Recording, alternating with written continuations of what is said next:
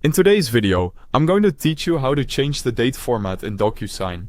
To get started, open the DocuSign website and sign in to your account. Once you're in, open the document you want to prepare for signing. If you're starting from an existing file, simply locate it in your account and open it. If you're beginning the sending process from there, select Start or Send an envelope to move forward.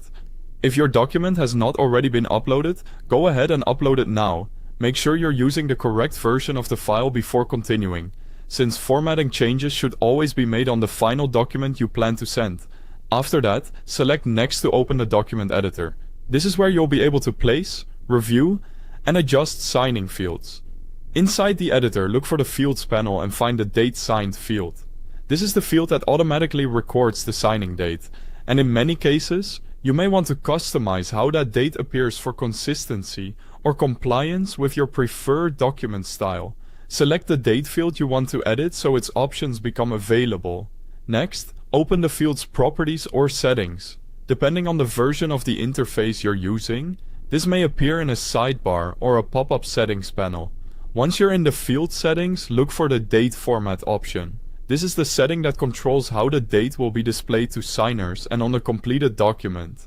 Now, select the date format you want to use.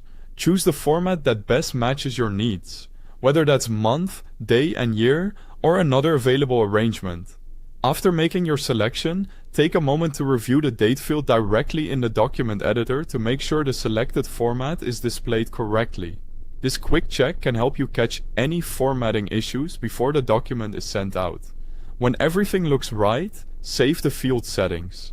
Then review the full document before sending it. This final review is important because it gives you a chance to confirm that the date field is in the correct location, attached to the right signer if needed, and showing the format you selected.